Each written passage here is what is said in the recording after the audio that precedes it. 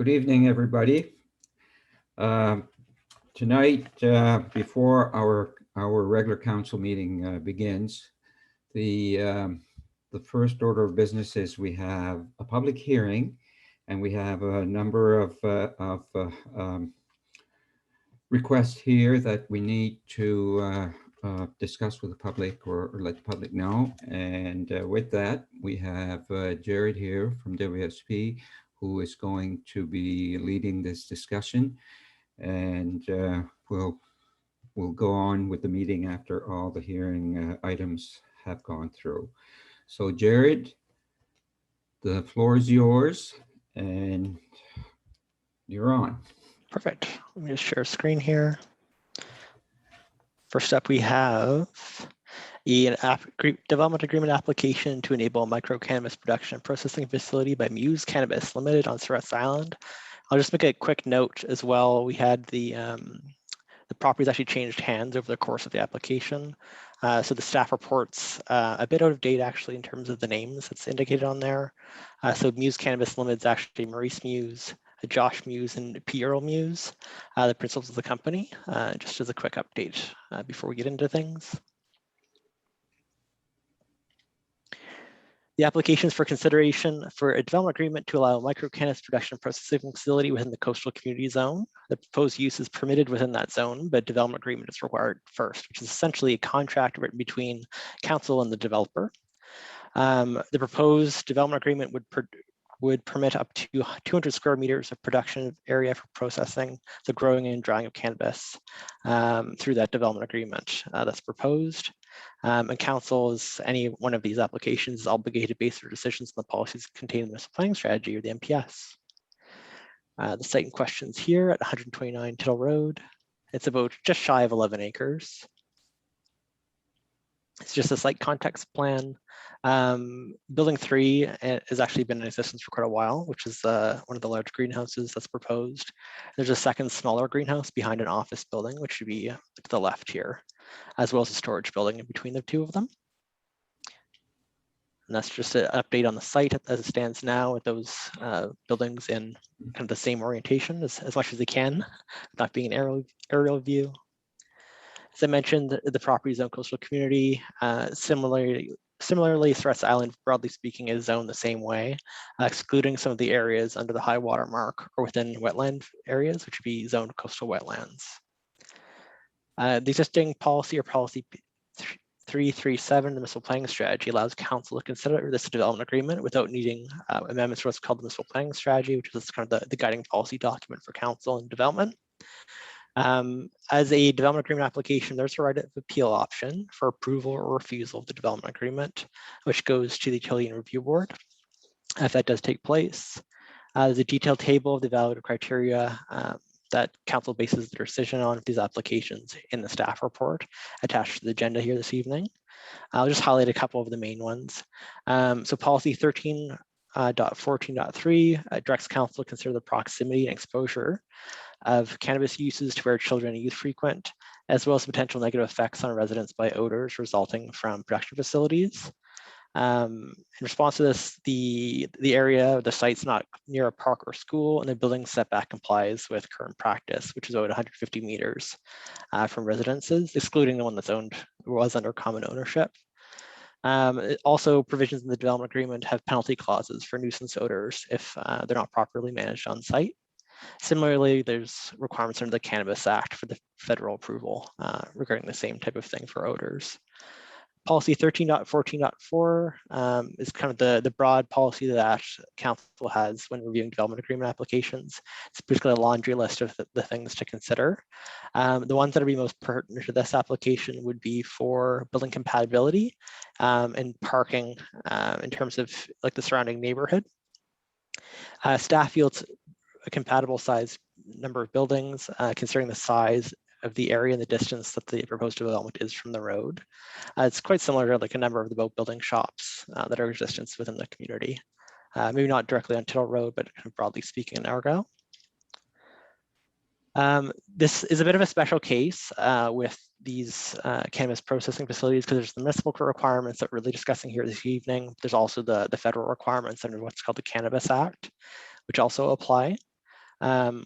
which this developer would also be required to be in conformance with. So any building used for cannabis reduction or processing is required to have systems that filter air, prevent the escape of odors associated with cannabis to the outdoors. And I'll just note there is like a licensing scheme through the federal government for this as well. And they go on a 2-year cycle essentially. So they're not automatically renewed, they have to reapply. So if they're not complying with legal requirements, or let's say if odor continues to be an issue, there's the ability for the license to not be renewed. The proposed development agreement here, what we're here this evening really to consider, also has tools for municipality to find or revoke the development permit for a site if there's continued non-compliance. So they are quite a flexible tool, which is why council has this option and this tool in place to deal with these type of applications. In terms of public engagement, we've complied with the public participation policies of the municipal plan. There's a letter that we send out for applications that go to all property owners within 152 meters.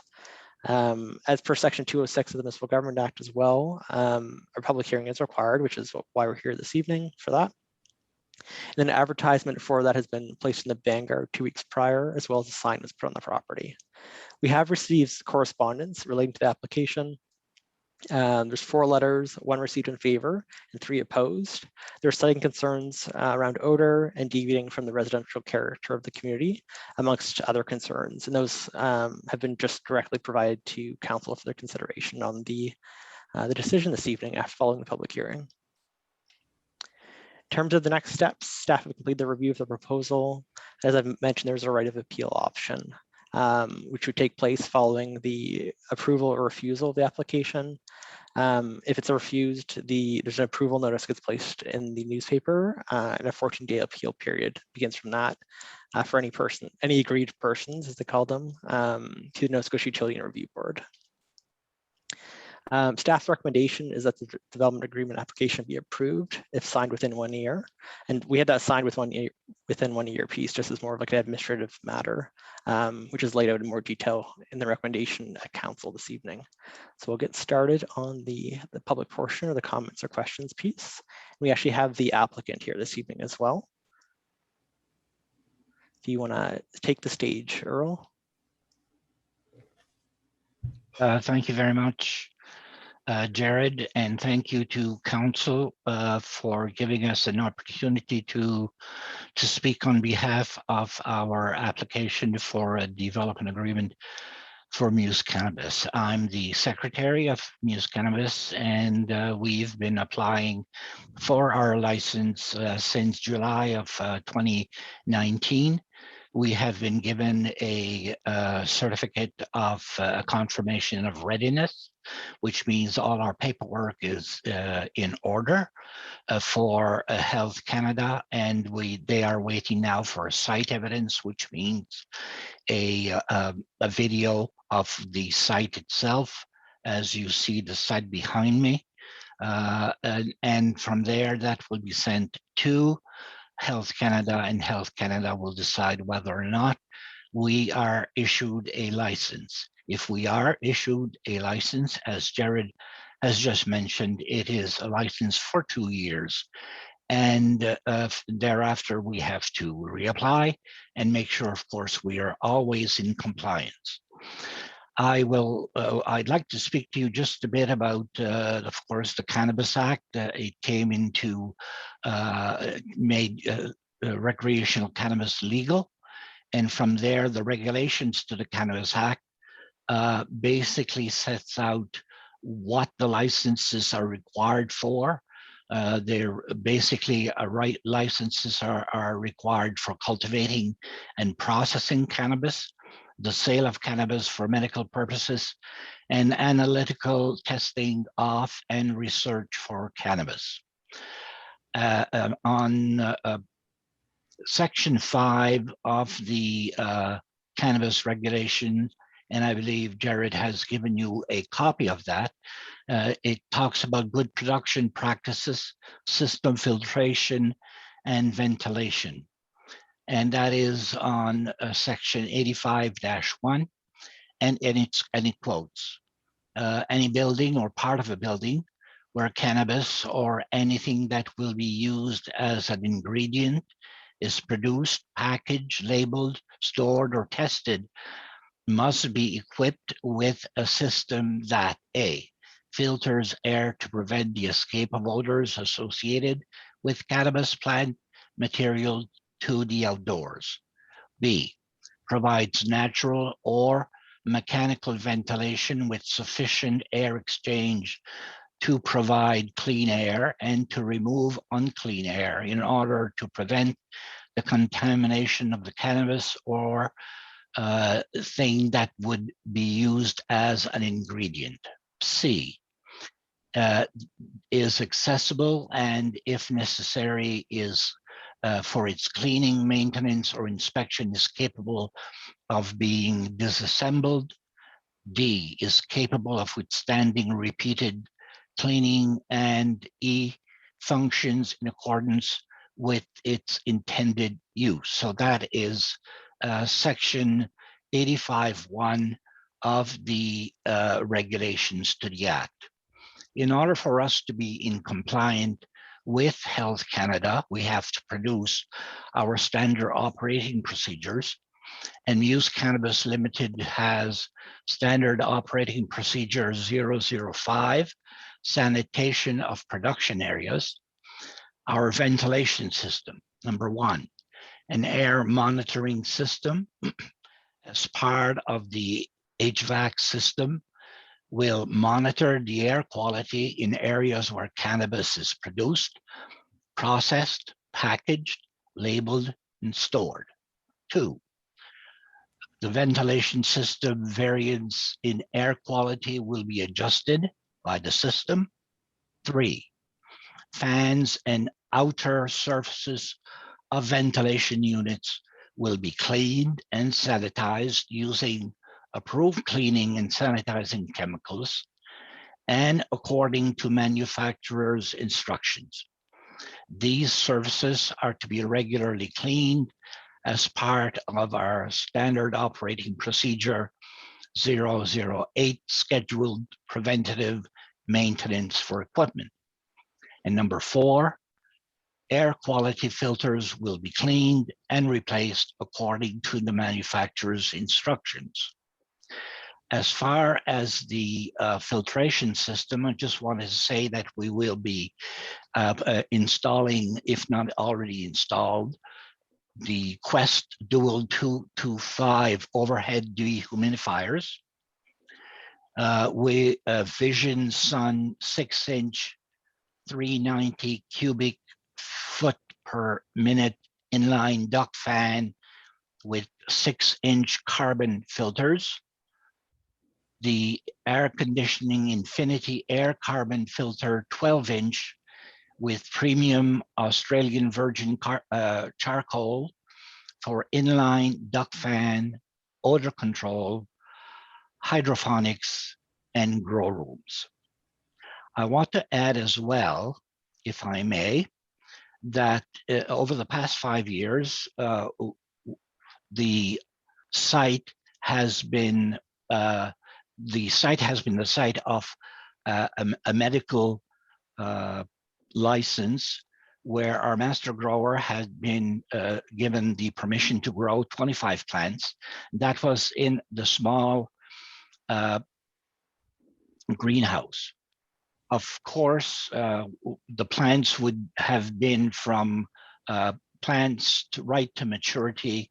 And as Jared has mentioned, of course, when cannabis flowers, the terpenes gives us that pungent odor. And it is there where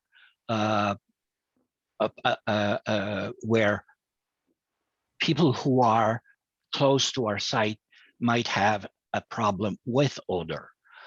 However, over the past 5 years, these 25 plants have been growing, flowering, harvested, and as our Councillor Surette indicated, I believe, at your last council meeting, he had received absolutely no complaints from residents with respect to odor.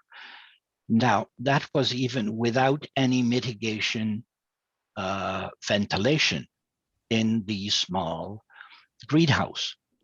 Now, what is a bit innovative for us is that in the large greenhouse, we will have 4 rows of growing plants.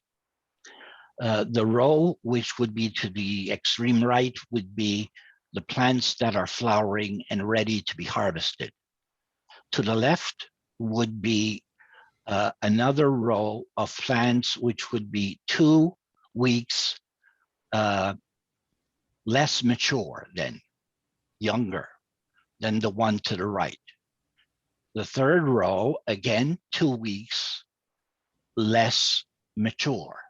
And then to the extreme left, the fourth row would contain new plants that have just been coming from the nursery, which is the small greenhouse.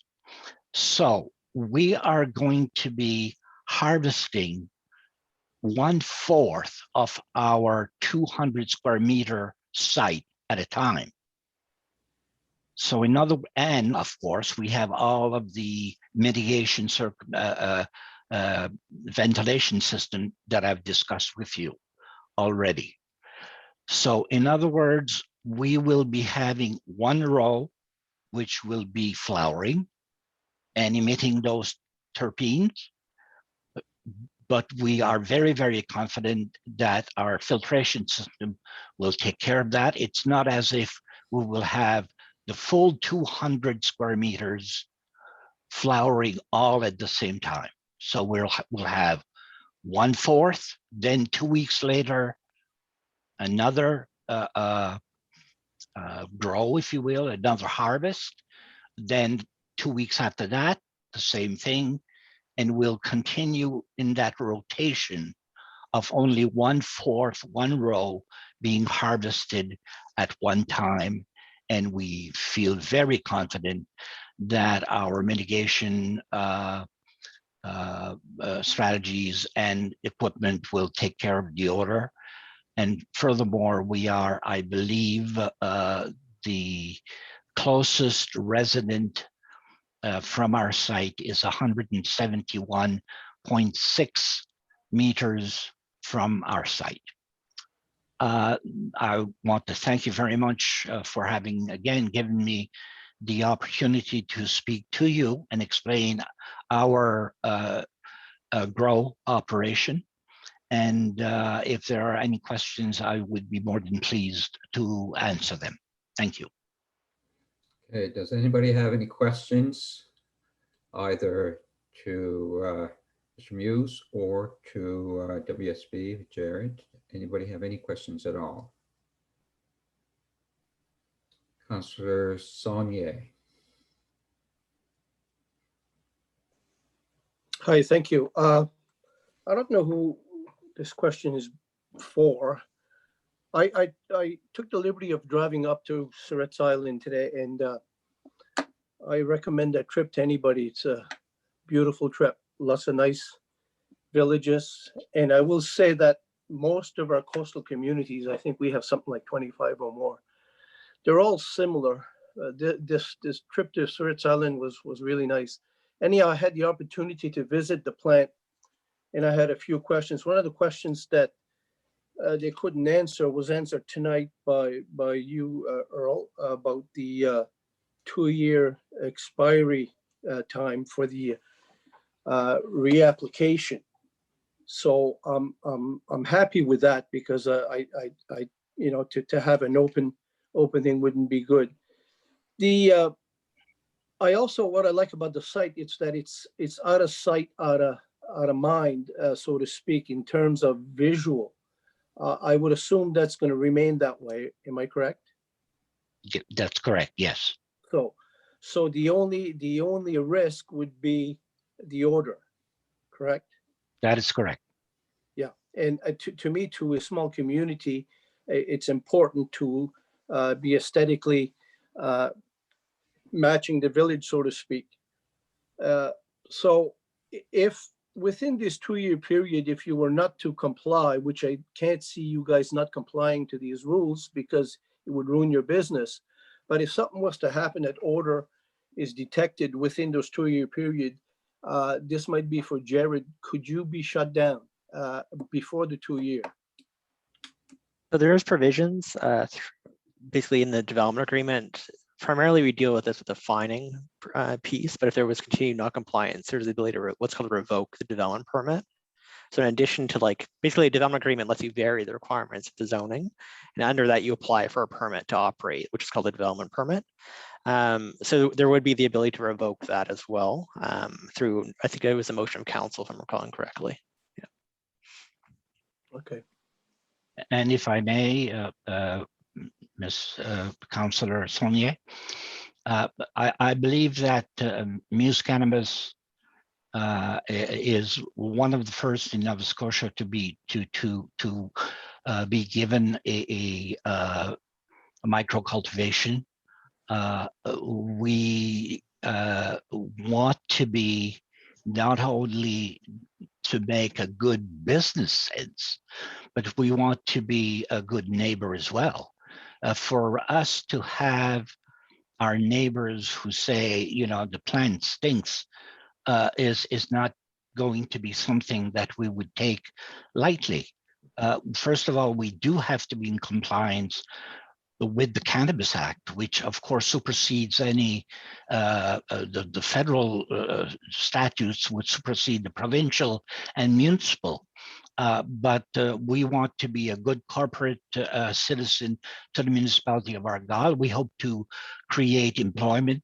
And as any business, we would definitely want our neighbors to be satisfied with what we are doing. And furthermore, we invite any citizen who feels that they are not being heard to visit our site by any means, and we will show them what we have and the ventilation.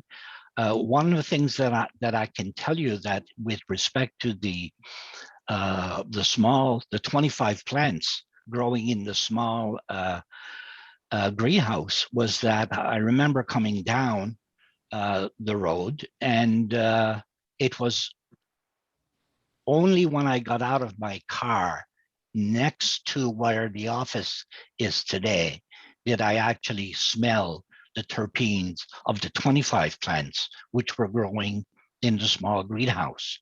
Now, again, that was with no mitigation, no ventilation system whatsoever. Now, of course, those plants, that small greenhouse will be used as a nursery to start the plants, which will then be coming into the large greenhouse in, let's say, row, the most left row, and ultimately 2 weeks from there, next row, and 2 weeks from there, next row, and 2 weeks from there to actually be harvested. And that's, as I'm saying, only 1/4 of our total growing area will actually be harvested at one time. Does that satisfy your question, Councillor? Yes, it does. My only biggest concern was that this not so much sets a precedence. I know that if this comes up again in another village, it'll have to be taken on its own merits. But I look at all these communities, how proud they are of how they look and what they look like, and I understand the concern of the citizens. That's all, and I'm satisfied with the answer. Thank you. And Councillor Surratt.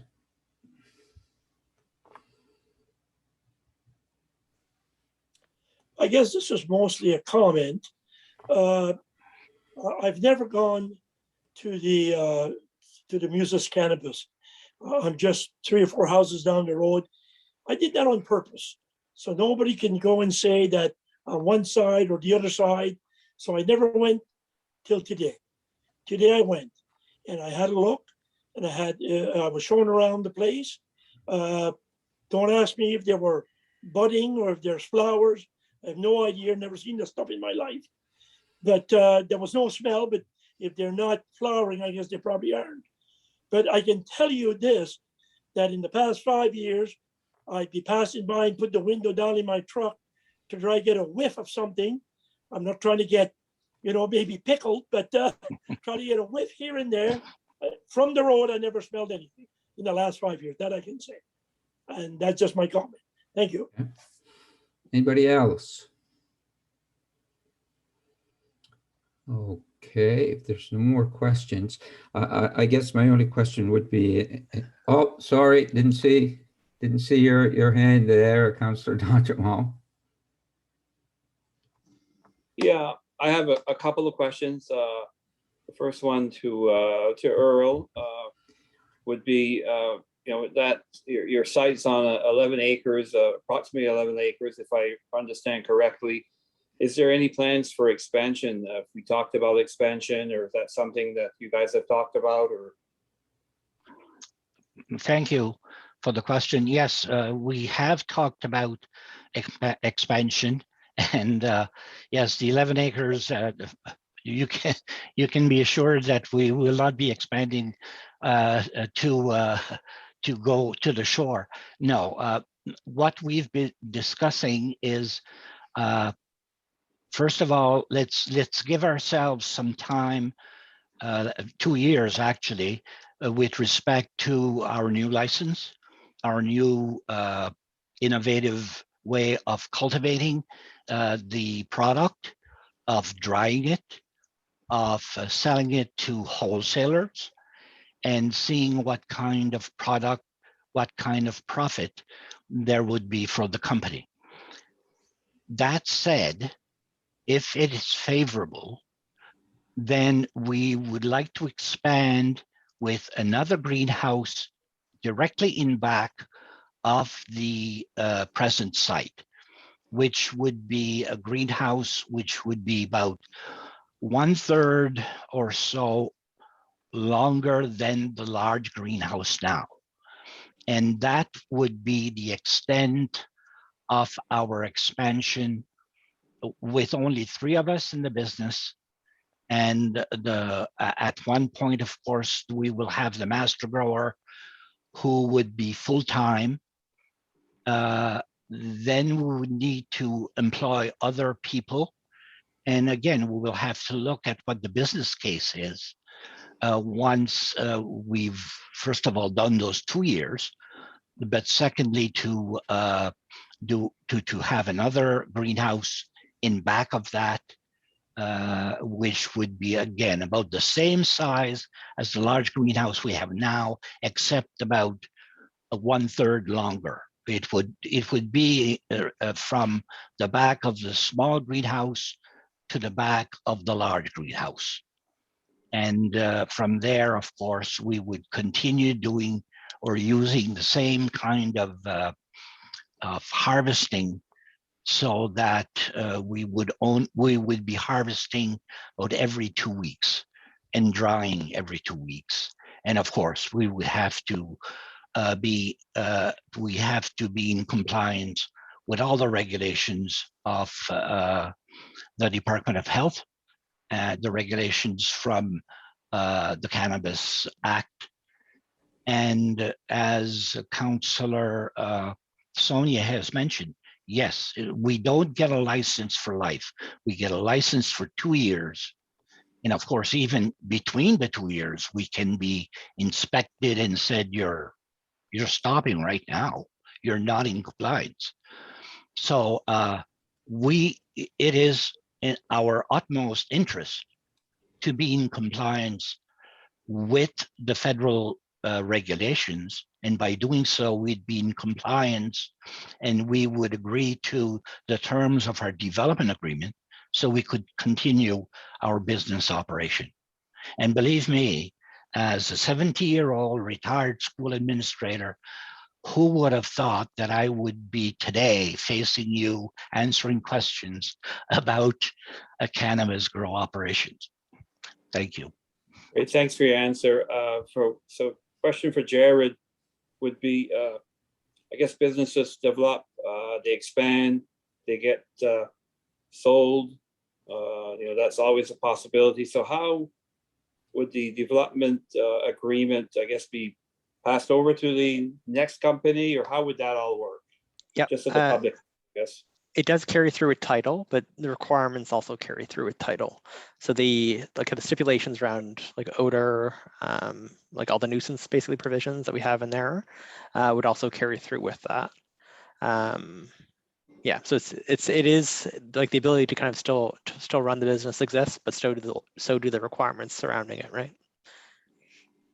Great, Yeah, thank you. Again, if I may, I just thought of something else. With respect to expansion, you have to remember that if and when we are granted a license, we can grow a maximum, a grow area of 200 square meters. So we can expand all the greenhouses we want, but we are limited to a grow area of 200 square meters. Thank you. Anybody else? One thing, if I may ask, if you need to speak, could you put your hand up on, like there's a hand. It's easier to see, like I missed yours, Calvin, you might have put it up and I was looking, but at the bottom of your computer, or well, the bottom of mine, I don't know where it is on yours, there's a place to just, it says raise your hand, and it's easier for me to see that someone is waiting to speak. So anyway, with that, I think that completes this one. If there's no other questions, and as we had, Thank you. What we had said we would do is we would continue. This is a recommendation from Jared that we accept this. So we will be dealing with that once we open the meeting. So with that, we can continue on with number 2. Yep. We haven't got any comments from or questions from Facebook, have we, Ely? Just before we proceed on. No, we haven't. No Okay. questions. Okay, I'm good. I just want to double check that before I get into a whole new one. Yes, Yep. exactly. Okay, from beginning. Just one moment here.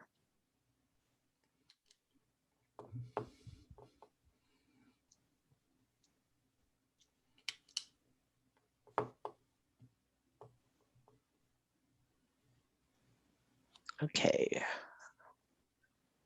We have another development agreement application for an aquaculture use by Maritime Oyster Company in Eel Brook.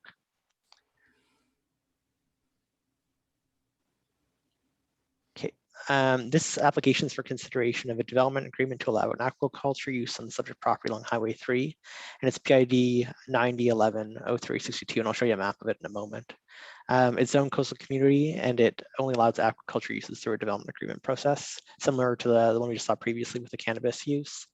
And also similar to that, council's obligated to base their decisions on the policies and municipal planning strategy of the MPS. So here's just a kind of a front view of the subject property. It's about an acre, although it's almost all road frontage. It's quite long and thin. It's about 125 meters of frontage, as you can see here. So it's quite long. It's mostly just for the access to Eel Lake. That's just another site context for you. It's a minor application really for this one. It's a shipping container for the use of grading oysters. It's about 160 square feet of gross floor area, about a 20 by 8 foot container. Or there's a bit of provisions in the development agreement if they want to go for a larger one. There's also space for docking a boat and transferring oysters to the fishing plant at Wedgeport, and parking on site as well for basically use of the lake. They would, just as a note, they would be permitted to have boat ramps or wharves. Anything under the high water mark is really under the jurisdiction of the province. I think it's the Department of Environment, if I'm recalling correctly, that's the approving authority for that. So that could also take place on the property as well, although that'd be going to the province for those permits, whether it be boat ramps, driveway accesses, or kind of further activities on Eel Lake. And there is an approved aquaculture permit that was attached to the staff report on the agenda, just at the very back of it, if anybody's interested in perusing that. There's a detailed table of the evaluating policies and the municipal planning strategy for this application in the staff report that's attached. I'll just mention that the application is enabled by policy 3.3.7 of the municipal plan.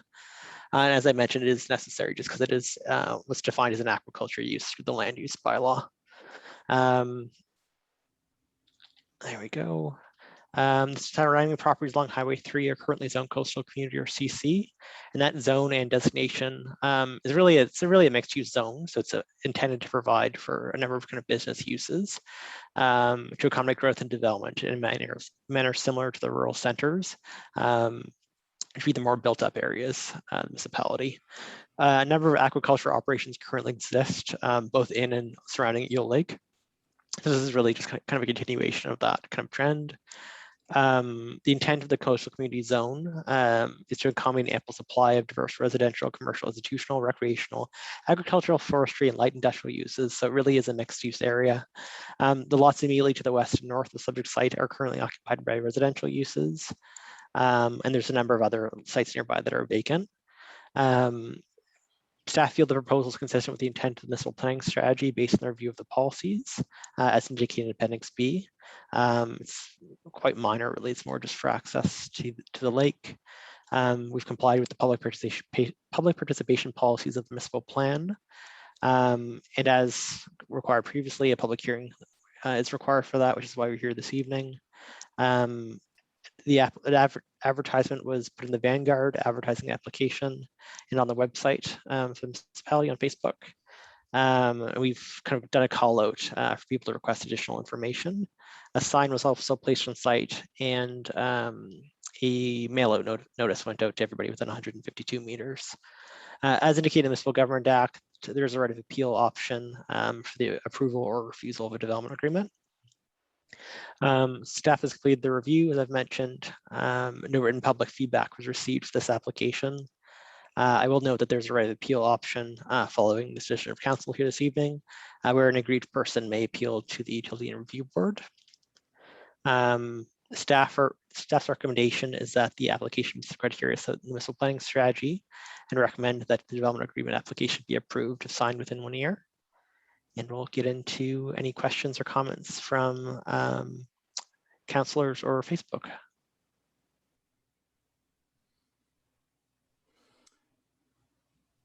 Anybody have any questions? And nothing has come through on Facebook for questions either. Okay. I'll give them a couple minutes. I'll queue up the next presentation as we Yeah, see something because it coming. doesn't look like there's any questions No, for this one, so. Yeah, no applicants are coming in. I'll give them like a minute. I think is Oh, okay, okay. it's probably reasonable, just in case it's someone's typing. Then we can get this set up.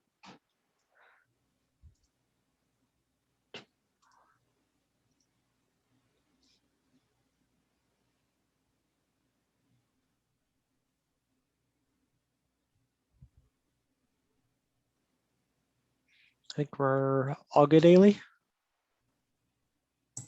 Yes, just gonna double check.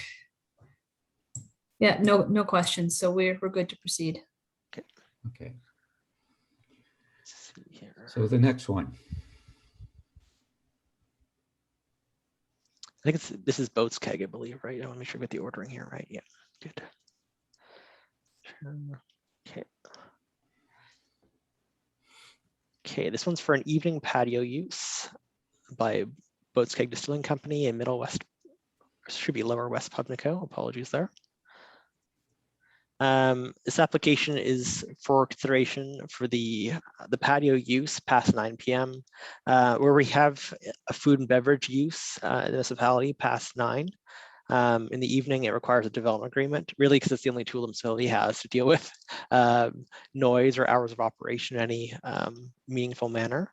A development agreement can specify things such as hours of operation, live entertainment, and patio size. There was I believe it was a municipal planning strategy amendment and rezoning that was done for this about 1.5 years ago, if I'm recalling correctly, which is for the building itself with the distillery, which is all like permitted and progressing. This is just for the use of the patio. The property is here on Highway 3, as you can see.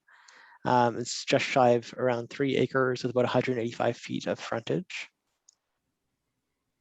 Zoned light industrial above the ordinary high water mark, and coastal wetland below the ordinary high water mark, where it has some intermittent flooding.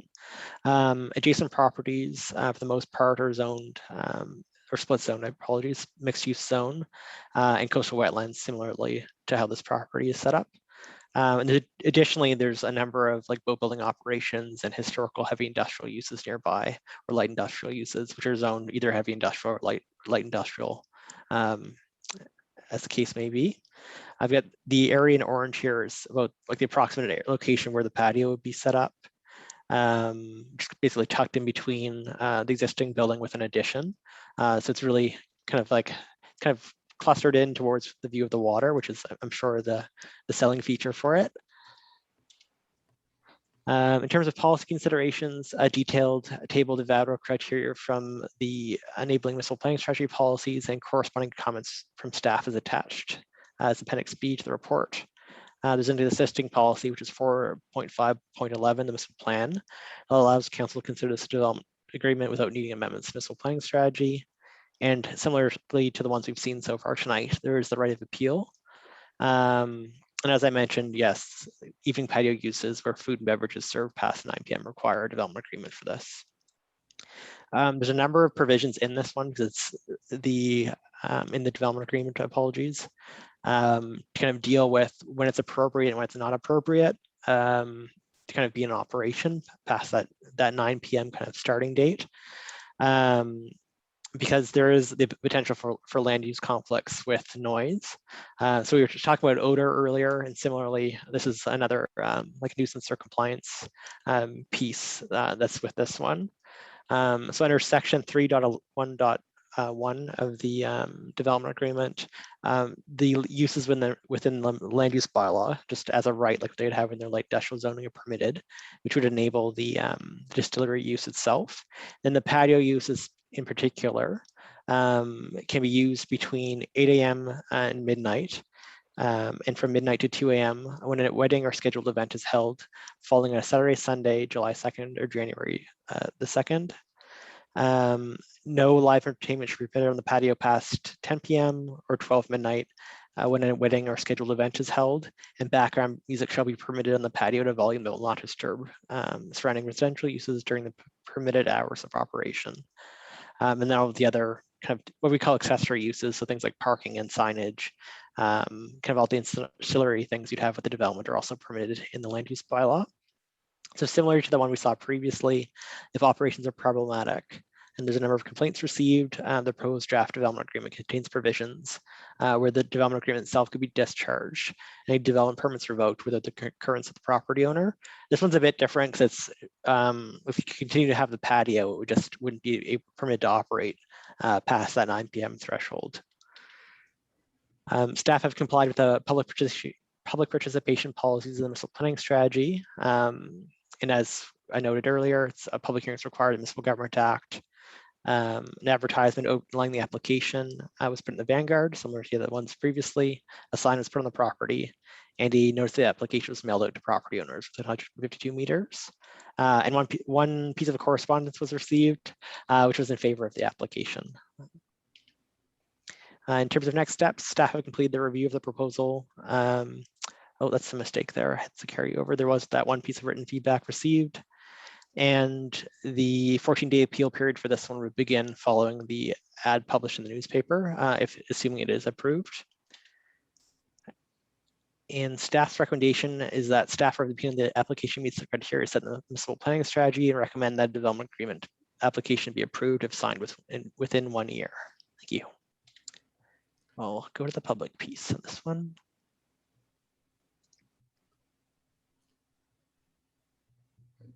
Did anything come in, Ailey? Oh, nothing on this one either. No questions. Any Not yet. questions? Any questions by councillors? Councillor Surette?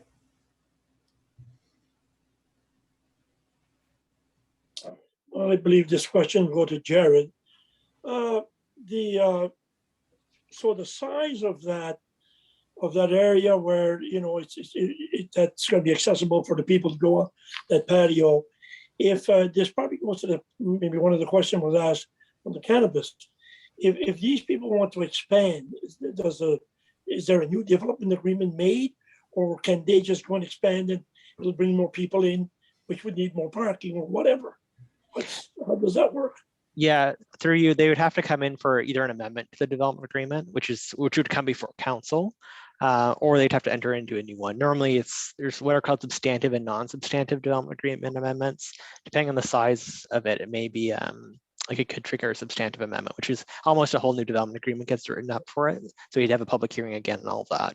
With what's called non-substantive, they just come forward for a single meeting of council. And then it comes into effect once it's placed on title, like with your deed and all those other pieces of information you'd have. Yeah. Thank you. Councilor D'Angelo? Just for Jared, I think this, I'm not sure, it might be just housekeeping, just to Oh, yeah. correct me if I'm wrong, but I seen the July 1st because, or it's July 2nd, because we celebrate Canada Day on July 1st. I seen January 2nd. I'm not going to be there on January 2nd after midnight, but I'd be there on January 1st after midnight. Yep. Right? Because we usually celebrate New Year's Eve on December 31st, correct? Yep. No, that's a good one. A good catch. Yeah. Anybody else? I have a question. Just, okay, we have a noise bylaw. So if someone was to complain, I mean, this is not going to override our noise bylaw, as far as if someone was to complain that the noise they're making is ridiculous, too loud. What happens in a case like that? They have the right to go beyond the hours that we have now, but what happens if they exceed the noise level that's allowed? Yeah, through you. So there is the ability to fine. Normally it's like the first thing we'll do is you reach out and ask them to kind of remedy it, right? We're not typically going out to try to slap fines on everybody for no reason. Like normally it's just a reach to try to fix the problem, because one-offs do happen, like with any things go wrong. So that's kind of the first remedy would be the ability to do fines. You can get into like orders to comply with the development agreement provisions, but that's quite intense. Like you're getting into like bringing it into the courts essentially with some of these, right? So there's a number of options essentially. Riel actually might be able to speak to those a bit better than I, but those are kind of the two main ones. Yeah. Okay. I don't see anybody else. So I guess maybe we'll move on unless something came through online. No, nothing has come through, so we're okay to proceed. Okay. If I may, just 3.1.1 sub 4, sub B4 of the development agreement addresses partly the noise issue with regard to background music. It could be tightened up to be noise regardless. It could address that as well. If you've been given a copy of the draft development agreement, and it could address that. Okay, good. Thank you. As well as your new noise bylaw. Yes.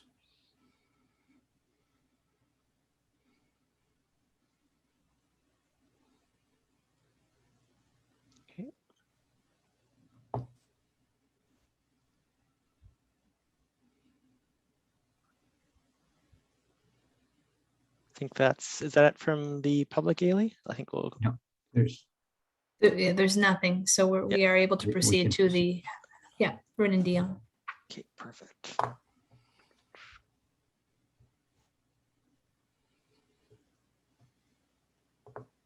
Okay.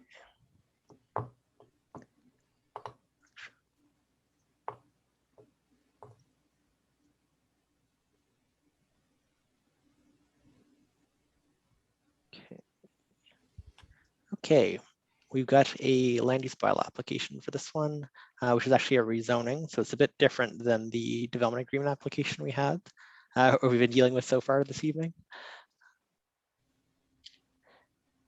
So it's to amend the land use bylaw to apply a new zone to the property. It's a number of sites. There's a zone, light industrial zone, and mixed use or MU zone.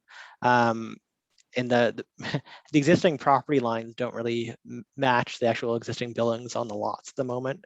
So there's going to be basically a subdivision application to fix that up. And as part of this, we're attempting to fix some of the zoning on the property. So it'll all kind of be a sensible arrangement, more or less, as I'll show in a moment. There's 3 existing properties which are subject to the application. There's also a subdivision application, as I mentioned, to consolidate them into 2 lots. The 3 subject properties are located along the Chemin. 2 properties are zoned mixed use or MU zone, and 1 property is zoned light industrial. The properties contain existing residential use and light industrial use consisting of a lobster wire trap operation. Just a bit of a site context there. The applicant has applied for rezoning, as I mentioned, to kind of reconfigure that light industrial and mixed use zone boundaries according to consolidation. The image there shows that the light industrial boundary is kind of that LI hatched parcel in the bottom left, and it would be proposed to be expanded to take up the entirety of the lot to the left-hand side, which would include that lobster wire trap operation, which is why it's going to be supposed to be reconfigured in that way. No additional buildings or uses are currently proposed for the site. Really, the purpose of this is more to fix any administrative provision or kind of the lot boundaries themselves. And then I will mention that the light industrial use could accommodate a future dwelling as an accessory use in the future. So we permit them to have like an industrial use as well as the residential use on those lots. Existing policies and municipal planning strategy allow council to consider amendments to land use bylaw regulations without requiring amendments to the the municipal planning strategy policy, as both zones currently share the rural center designation. And then the associated lot consolidation proposal would create split zoning that doesn't meet the intended use of the new lot if this kind of reconfiguration of the zoning didn't take place. And the existing zoning really doesn't properly accommodate the existing uses. For example, the lobster wire trap operation is not fully within the light industrial zone. This change would ensure that the entire building and the lot is compliant with the zoning and with the permitted uses matching appropriately. And the proposed amendment would amend the land use bylaw, specifically the rural center zoning map B. The rural center designation has several different zones within it: light industrial, the mixed use. Light industrial uses are permitted with the rural center designation if they do not cause conflict with residential uses. This operation has been in business for quite a number of years, my understanding. In addition to that, there's an existing light industrial zone already established directly beside an existing residential use. And no new uses are really being proposed here. And as I mentioned before, it would bring the properties into better conformance with the respective zones, and they would meet the minimum lot standards. Staff have complied with the public participation policy, the municipal planning strategy, and direction from council at first reading. As per section 206 of the Municipal Government Act, a public hearing is required for the land use bylaw amendments to hear input from the community. An advertisement outlining the application indicating that it's been received and notifying the public of the public hearing was placed in the Vanguard. The public was encouraged to request additional information and clarification leading up to the public hearing if they had any questions, and a sign was placed on the property notifying residents the application has been received. There was also the mailer that went out to all the properties within 152 meters. Staff have completed the review of the proposal and no written public feedback was received for the application. I will note there is a right of appeal option for refusal of amendments to the land use bylaw, similar to the development agreement applications we were seeing earlier, where agreed persons could appeal it to the Nova Scotia Utility Review Board. Staff are of the opinion that the application meets the criteria set in the municipal planning strategy and recommend that the proposed rezoning be approved. Thank you.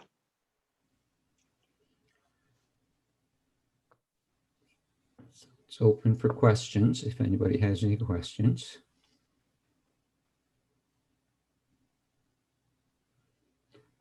Councillor Digdon. Try that. Thank you very much. Just so people will know, okay, somebody asked, and Jared can answer this. Mike Doucette has applied on behalf of Vernon Dion.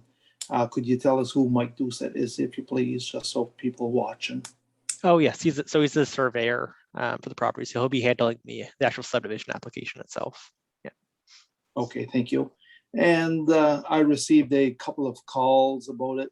Nothing against it, just more so concern. They weren't quite sure what exactly was intended to go on over there, what was happening. And it was referred to a couple of times as a lobster wire trap place, but there's no plans for lobster wire trap building plant or anything going up there. And it's that I know of anyway, and that I was told, and I see it again in the report here this evening, that there's no plans at this time for anything to go up. And I've been just telling people that it's more of a housekeeping part on behalf of the municipality. And that's why Vernon is trying to get that land taken care of. So I had no one against it by no means. Like I say, just a couple of questions of concern, and I just want to pass that on here this evening. Thank you. Thank you. Anybody else? Councillor Dodgemal. I also received a phone call from one of the resident that was within the 152 meters and received a letter, and I guess they were wondering what the letter was all about and all that, and then I explained to them what was going on, and they were fine with it. So just somebody else that called, so thank you. Okay. Anybody else? Okay, Ailey, anything from the public? No comments. No comments or questions. Okay. So with that, I guess we're okay to continue on with the next one.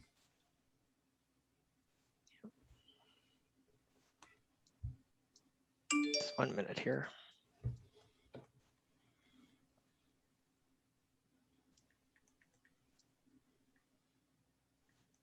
Okay, this one's, the last one was related to housekeeping. This one's very much housekeeping. It's for amendments to the municipal planning strategy and land use bylaw. There's a couple text amendments, kind of typo corrections we've had from the latest plan review. There's also some provision changes for campgrounds and fur farms. There's just a couple errors in the land use bylaw or lack of clarity on some things. So in on June 23rd, 2020, Argyle Council approved the 2020 municipal planning strategy and land use bylaw. Whenever we do one of these projects, there's some things they're going to miss. They're large documents. They have to cover every single type of use that could be taking place in the municipality. So with the use, you'll eventually find some errors, omissions, and issues, which is kind of what we're here today to try to fix up and remedy.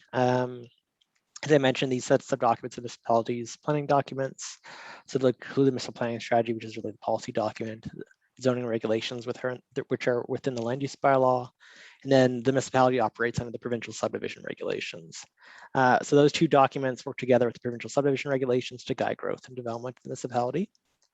So one of the things that we're proposing to amend would be the campground regulations on the land use bylaw. So the development officer noted that the current regulations regarding campgrounds are quite permissive. Some additional guidance is needed for their successful development. With market changes related to COVID-19, staff are expecting to have a number of inquiries with these kind of moving forward as kind of the interest picks back up in campground accommodations and like tourism related uses in general. So a number of amendments are proposed dealing with their development standards, which is outlined in the report. And these could also be varied through a development agreement. So coming forward to council to request a change to those rules. There used to be what's called the Tourism Accommodations Act that had a number of requirements for this, but it's repealed by the province. So we're playing a bit of catch up on those pieces with that. There's an error regarding fur farms as well in the zoning bylaw, just in the permanent use table. It was incorrectly kind of identified. So it was listed within the mixed use zone and then the rural development zone. So it really should have been through development agreement in the rural development zone, which is outlined in the municipal planning strategy. So it's really just making sure that's in conformance to that kind of overarching document. There's another smaller change we had through an individual request, which is to permit automotive mechanical repair in the marine industrial zone. So many non-marine related uses were deliberately restricted from the zone when the plan review took place. So there's opportunity for co-location. It's really to make sure that those businesses that need to be near the water have the opportunity to do so in that zone, which is kind of, that's why that there is some restrictions for kind of things that don't require the use of the water in there. However, there is some opportunities for co-location of businesses that aren't necessarily directly need to be near the water, but kind of would be beneficial for uses that make direct use of the water. Automotive mechanical repair, mechanical repair, generally speaking, being one of them. So a number of these uses in this area have significant shipping and transportation related functions, and nearby servicing opportunities would be beneficial to these industries. So staff are supportive of this individual request to include automotive mechanical repairs for use in the marine industrial zone, and propose to amend the use table and the land use bylaw appropriately. As I mentioned, there's a couple of municipal planning strategy changes as well. There was actually outlined regarding the cost requirements to be borne by the applicant. It's so minor, typically with the number of people that are being kind of hit with mail-outs for these, it would actually be more expensive in terms of staff time to go to do that. And this would actually be better regulated through like a policy of council rather than within the municipal planning strategy itself. So that's proposed to be removed. And then there's also some typo corrections just on numbering within the plan itself. As per section 206 of the Municipal Government Act requires, public hearings required to hear input from the community, which we followed. We had similar to the ones before, we've had an advertisement outlining the application, and then we've had no written responses. There's no mail out for this one specifically because it's not a site specific application like the ones we've seen here previously this evening. That would be kind of the only change there. Similar to, there's no sign as well because there's no site in question. So staff have completed the review of the proposal and no written public feedback was received. And an ad was placed in the Vanguard. Following the approval or refusal of council, there's an appeal period. I'm assuming there would only be an appeal period if it's approved because these are mostly staff initiated. Although there's a 14-day period specifically for the land use bylaw amendments. The municipal planning and strategy amendments are not appealable. And staff's recommendation is that the proposed municipal planning strategy and land use bylaw amendments be approved. Thank you. Okay. Any discussion or questions?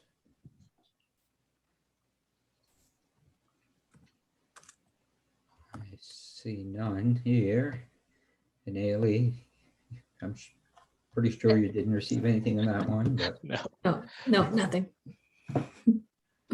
Yeah, they're progressively more housekeeping in nature as the night goes on. exactly, that's right. Yeah.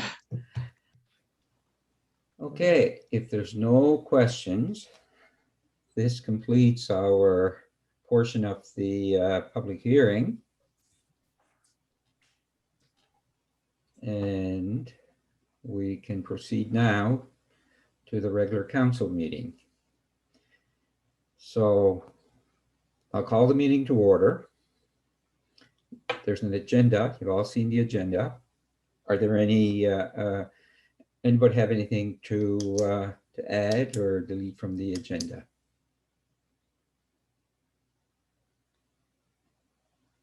Seeing none, we need someone to move the approval of the agenda. Moved by Deputy Warden Albright, seconded by Councillor Bork. All in favor signify by raising your hand. Contrary minded, carried. Any conflict of interest declaration on some of the items in the agenda? And if there's any, you can declare them when we reach the item that we're discussing. So we have no presentations, but I think as we had kind of agreed that what we should do, there's some recommendations here from the public hearing, and I think perhaps what we should do rather than wait later on the meeting is to deal with each one as a first order of business with the meeting. So if you're okay with that, we can go on. And the first one is the micro cannabis production. That's for 129 Tittle Road, Surettes Island. And it was recommended for approval by, okay, Councillor Surette. So moved that we approve the Muse cannabis operation. Okay, do we have a seconder? Seconded by Councillor Donaldson. Are there any discussions or comments? Seeing a question was called for. All in favor signify by raising your hand. Contrary minded, carried. The second one is the aquaculture interim storage and oyster grading on Highway 3 in L'Oreal Brook. Can we move by Deputy Warden Albright, seconded by Councillor D'Entremont? Any questions or discussions? Seeing none, I'll call for the question. All in favor signify by raising your hand. Contrary minded, carried. The number 3 is evening lounge patio to use at 23 Chemin du Pont de Marais, Lower West Pubnico. And can we have a motion to approve that one? Moved by Councillor D'Entremont, seconded by Councillor Digdon. Any discussion or comments on this one? Seeing none, I'll call for the question. All in favor signify by raising your hand. Contrary minded, carried. Number 4 is a correction of zoning boundaries at 23, 25, 27 Chemin du Rocher. And we have a motion for that one. Councillor Digdon, seconded by Councillor Bork. Discussion or questions? Seeing none, call for the question. All in favor signify by raising your hand. Contrary minded, carried. Number 5, housekeeping amendments to the municipal planning strategy and land use bylaw. Again, recommendation by from the public hearing from the WSP to approve. Need a motion, someone to make a motion on that. Councillor Bork, seconded by Councillor Sonia. Any questions and discussions? Hearing none, I'll call for the question. All in favor signify by raising your hand. Contrary minded, carried. So that takes care of those items. So we'll proceed with the regular business of the agenda. And I thank you very much, Jared, for taking us through all those. And you're either free to go or you're welcome to stay. I'll bid you all good evening. Okay, well, again, thank you very much. Thank you. And I see Nice meeting you, Jared. And I see our solicitor's going to be leaving us as well. Is that correct? I've been given a Okay, permission thank you slip. very much for attending as well. Bonsoir. All have a good evening. Okay, number 4 is the adoption of minutes. We have the Argyle Recreation Commission meeting, which was held on May 27th, and there's an attachment. We need a motion to approve those. Moved by Deputy Warden Albright, seconded by Councillor Surette.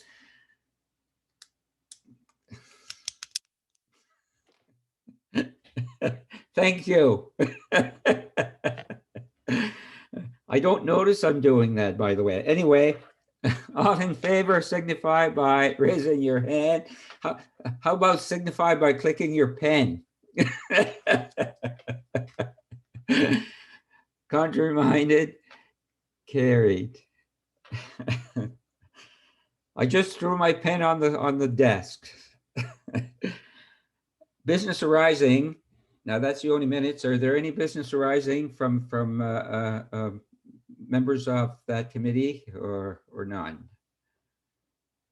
No. Okay, the next item is counselor's report. Any counselors that have any report? Just raise it. Okay, Deputy Warden Albright. Thank you. Lots of meetings. September was a really busy month. There was a lot of regular meetings, but extra meetings in terms of Mariner Center as well. Just in the staff report, you would have seen an update from the Argyle Recreation Commission, but Glenwood Park we're still waiting for some approvals there, so that project is still on hold. We had successful camps this summer, successful programming, regardless of, despite the fact that COVID was in play, we still had people attending things, and we had a pretty successful summer. We had a few new challenges. There was the Trail Punch Card Challenge, that was a big hit. And as always, we had some teen camps. We had a French camp this summer, so a few different things. It was good to see some variety. Pickleball is growing with more and more interest, and there is pickleball that's available to play at the Pavilion, Anthony Pavilion at the Mariner Center, as well as there will be Plymouth School and Pubnico School. So you know how they have the gym times available, so that will be coming up. There were walking groups that went on this summer as well, and although the warden and myself attended the Tusket one on a pretty regular basis, not a lot of people, but it was nice to be able to walk with other people on a weekly basis. The East Pubnico community group had a community garden that was very, very successful, and they really enjoyed it, and they're looking for ideas to expand that. We had a couple of new members join our ARC from a couple of districts, and it was nice to have new members and some new ideas. In terms of Mariner Center, we haven't heard anything on our application yet. So we were told originally that it would be fall. We're still waiting, but with elections, we know how that can kind of push things back. But as you're aware, we did have promises from both parties, and the Liberals did stay in power. So that is something that we're going to pursue. We're having political conversations around how we tackle that. We've had a meeting with MLA LeBlanc, conversations with our MP Chris D'Entremont as well, and other political conversations are happening as well. We continue to move that project forward, even though we're waiting. We've continued to do some things. So fundraising is a piece of that. We've worked on the RFP for fundraising, and we have schematic drawings also. We're not just waiting for the application, we're still taking steps forward so that when we are approved, we're set to go. So that's kind of some highlights. Mariners on Main is ready to open as well. We were invited for some of us, I'm not sure if everybody was invited or just people on the committee. We're invited for a tour of the facility that is hopefully will open on the 15th, and that's what it's looking like. They have some new equipment. You've probably seen the new logo. You've seen possibly the new sign. There's been a lot of social media push for that, and people are really, really happy to see that coming very soon. And that happened, both projects happened because of the collaboration between the three municipalities. So that was really good on all three of our parts, and we worked hard to get that going, and it's something we should all be proud of. Thank you. Thank you. Anybody else?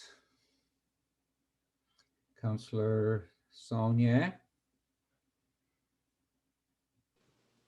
Thank you. I'd just like to say that the collaboration between the municipalities has also brought a new roof to the ground search and rescue building. It's bright red.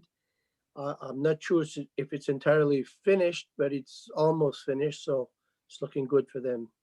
That's it. Okay. Councillor Surratt. We had a meeting with the Yarmouth International Airport Corporation. We've got 3 citizens who are on the board. We were just councillors before, so it's good to see 3 people from the public being nominated and they're appointed now. Also had a meeting with the Sluice Point Betterment Committee on the sign project for that community.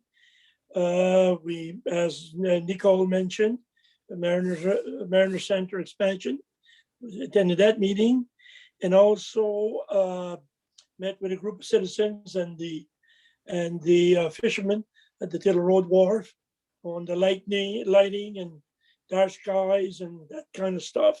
A little too bright, so anyhow, we had some discussions on that, and that's it. Thank you. Okay, thank you. Anybody else? Councillor Bork. Thank you, Warden. I attended my regular meetings, PAC, Nikhil. Nikhil's having a lotto that you can do like the same principle as what the fire departments are doing across Nova Scotia. So anybody that wants to buy tickets for 50-50 for Nikhil to help them out.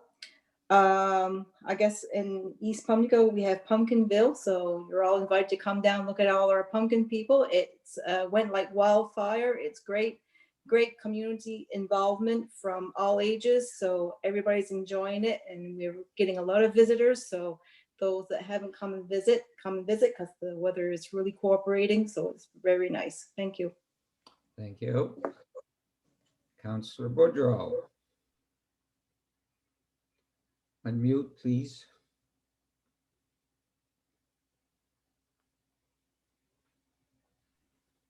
There you go. Yes, can you hear me? Yes. Okay, good. I volunteered. I'm on the Nikhil board, and they had Family Day a couple Saturdays ago, and I volunteered as a chef, cooking hot dogs for Family Day. So that was time well spent. I got a chance to meet some of the staff and mingle with some other board members, so that was good. Also, I was invited to La Butte de Croix ceremonies that were held, I think it was on Sunday. So that was good. We had music and a little celebration there. So that's about it, I guess. Okay, thank you. Anybody else? Councillor D'Entremont. Thank you, Warden. Every 2 years we have the Bay of Fundy Sea Kayaking Symposium. We all know that it was canceled this year because of all the COVID around the world. But the organizer did actually have kind of it wasn't called the Bay Fundy Sea Kayaking Symposium, but they had a group of about 30, mostly from Nova Scotia, who came down and did some of the activity. That was September 10th, 11th, 12th.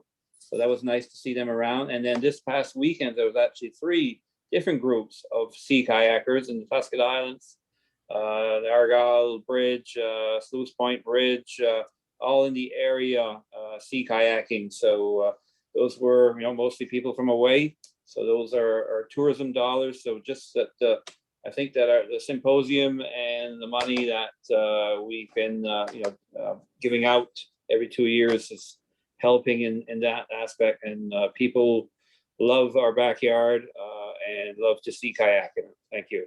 Okay, I'll go to Councillor Donaldson. Thank you.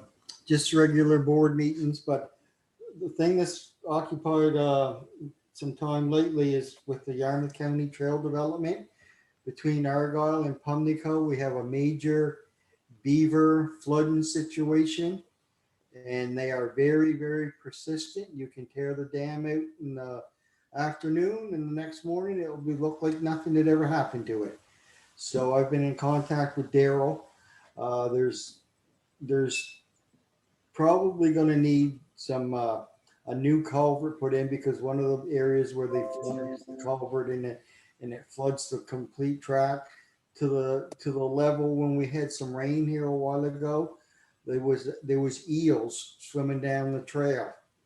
That's how much water was over it. So it's been quite a mess, and hopefully that it will get cleared up eventually. But other than that, a few people complaining because they can't walk past it when it's flooded. So hopefully that'll get sorted out. Thank you. Okay, Councillor Dickton. Thank you, Mr. Warden. I attended the meetings that we were supposed to attend. And that's one thing. Some people think we take some time off in the summer, but it seems like the summers are getting quite a bit busier and the meetings are getting quite a bit more frequent. So we're always doing something. Also attended the event in Frost Park for the Truth and Reconciliation Day. And I've been dealing with adult protection and senior safety for a client, on behalf of a client, and without saying too much or getting in any anything that's private, we've had a very successful outcome on that. So I'd like to thank those agencies that have been working with. Thank you. Thank you. Thank you, everyone. I think we've covered everybody. The next item is Warden's report. It's attached. I don't know if there's any questions or whatever regarding mine. I also attended the Frost Park, and I think there were some very moving discussions there, and I wish I could have attended. There was a film that was being shown in the at the reserve, and unfortunately I wasn't able to go, but I've heard from people who had that it was a very, very emotional and moving film to watch. Okay, staff report. Now, we don't have Alain here to go over this, so I'm wondering if Ailey, are you going to take this or? So I've attached the staff report updated to the agenda. If there's any questions, I can answer. One important note is that we did have a new employee start with us today, Mitch Coburn. He's our new fire inspector and bylaw enforcement officer. So he joined our team today. He's really happy to be with us, and we're really happy to have him. So that's also listed in the staff report. Yeah. Okay. Are there any questions on the staff report, if you've all had a chance to read it? I think the one thing, like I read it, and as far as the building, I mean, there's still some deficiencies, and this is really not to pass this on to you, as you're probably all aware, but for the public, that I'm being asked, you know, when are going to be able to have a grand opening and whatever, but there's still some deficiencies that we're working on. Noise reduction in some of the areas for sure. The audio visual, which is basically why we're still doing this on Zoom, especially the fact that we had a public hearing and it was advertised that it was going to be on Zoom. We pretty much had to do it anyway, and we couldn't have been in the council room and accepted the public to join us, from what I understand. So, which is why we're here, and this is all things that we're working on to make sure that this is going to be rectified. It's kind of time consuming, but you build and you move into a new building, and there's always going to be something that's not going to be 100% for sure. And if I may as well, Yes. through you, we do have a grand opening committee. So we actually met again today, and with the COVID announcement, we are slated to have our grand opening on November the 16th. Yes. So there'll be further details coming out about that for the public, as well as the elected officials, but it will be November 16th. So, Right. yeah. I was going to say that, but I wasn't sure. I didn't want to publicly say that, but I'm glad you did, because I wasn't sure if that was still on or not. Yeah, you'll see further details. I didn't want a whole bunch of people to arrive there in the 16th, and it wasn't happening. And Mariner Center, Deputy Warden has gone over that. So any questions at all on the report? And I guess I neglected to say that our CAO was unable to attend the meeting tonight, which is not here to go over the report. If there are no questions, we'll continue on.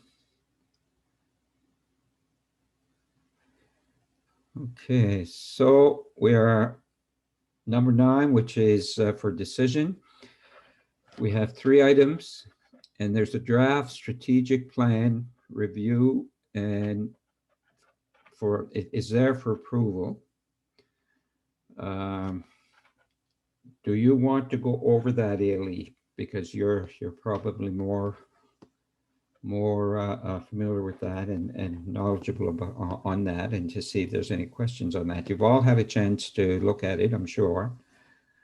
So if you have any questions to Ailey, by all means. So I can just quickly review the draft strategic plan. So there was a session back in April with Kathy Jordan, who had come in and had done a session with staff over 2 days. And I believe council members were a part of that event as well. But what they had done is they had met, there was surveys that had gone out within a certain time span. And from that, Kathy was able to work with the team to build what is attached to the agenda, the draft strategic plan. So what we've done internally is we've identified teams that can work on each of the 4 goals. And what we need tonight is approval from council of the draft plan so that we can roll out internally to staff who works on what goals, and then of course come up with timelines for that, and then bring it back to council for final approval once we have those goals in motion and a plan in motion. Okay, any more questions? Any questions about it? So I guess what we need is a motion to approve the draft. Yes, please. Moved by, okay, it was moved by Councillor Donaldson, seconded by Councillor Bork. Any questions, any discussion? Seeing none, call for the question. All in favor signify by raising your hand. Contrary minded, carried. The next one is it's a policy. It's a council video conferencing policy that was sent to us for our 7-day notice of this coming up. And tonight we are ready to vote on it, whether we want to accept it or not. So if we can have a motion, and then we can discuss it. Moved by Councillor, did you want to move it, Councillor Surette? Okay, seconded by Councillor D'Entremont. Okay, any questions or discussion on this policy?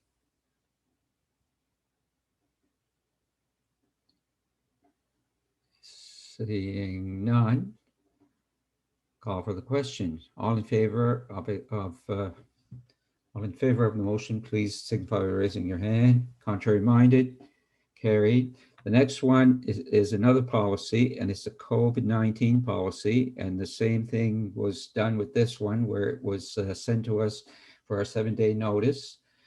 Councillor Surette, you have your hand up. No? Okay. Can we have a motion and then we can discuss it? Moved by Councillor Bork, seconded by Deputy Warden Albright. Again, any discussion? And seeing none, all in favor signify by raising your hand. Contrary minded, carried. So that takes care of that section. The next one is correspondence and for information. We have one from the newsletter for Western Counties Regional Library that's attached. We have the building permit report, and that was something I think that was asked for at one meeting, and it's there for April, May, June, July, August, and September. And it's in a document. I don't know if anybody has any questions on those, but just if you do, just let me know before I keep going. COVID-19 pop-up clinics in the municipality of Argyle. There's going to be one in West Pubnico, and there's going to be one in Eel Brook. And that, you see here, let me just get the dates. It's going to be in West Pubnico, Tuesday, October 26th, Tuesday, November 16th, and Tuesday, December 7th, and St. Anne Russo at the Club Acadian. And the one in Pubnico is going to be at the Legion, by the way. And the Club Acadien in St. Anne de Russo, Friday, October 22nd, Friday, November 12th, and Friday, December 3rd. And from what I understand, these have been very successful in getting people to get their vaccines, where to the point where they've run out of vaccines in some places. So that's good. It's getting people vaccinated for sure. A copy of a letter to Department of Education regarding the demolition of Westerboard School. Councillor Surratt. Just a comment. They are asking, am I right in saying they are asking the province to do it? And it won't fall on the municipality. Am I right, Mr. Warden? That's the way I understand it. Thank you. The fact that they're using some of property that would, that they need for the school. If the school, once the school is open. So anyway, go ahead, Councillor Sonia. Thank you, Warden. Has there been any reply to Alain's letter that was written back a couple months ago, I think now? Regarding this, you mean? Yes. I haven't heard. I don't know, Ailey, if you know or not. We haven't received anything back with regards to correspondence. The individual that we were dealing with has retired, but his boss in Halifax, we've been in discussion with him, but we don't have anything back in writing or any real way forward that's promised. But we continue to check in on the progress of that letter, but nothing sent back to us yet. Okay. Thank you. You're welcome. Okay. Financial requests, we have two. District Community Grant of $500, Sluice Point Betterment Committee. And that would be from Councillor Surratt, and you're moving that. Yes, I'd move that, please. And seconded by Councillor D'Entremont. All in favor signify by raising your hand. Contrary minded, carried. And a district community grant request from the Harbor Authority of 2 islands, and that again is in your district, District 4. Moved by Councillor Surratt, seconded by Councillor Sonia. All in favor signify by raising your hand. Contrary minded, carried. Brings us down to agenda topics for our next meeting or notice of motion by councillor.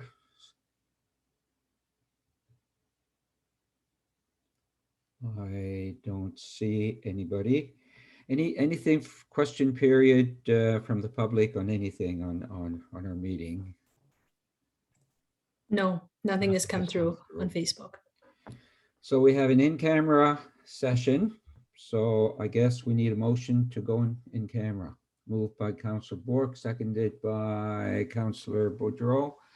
So all in favor signify by raising your hand. So we will stop the recording to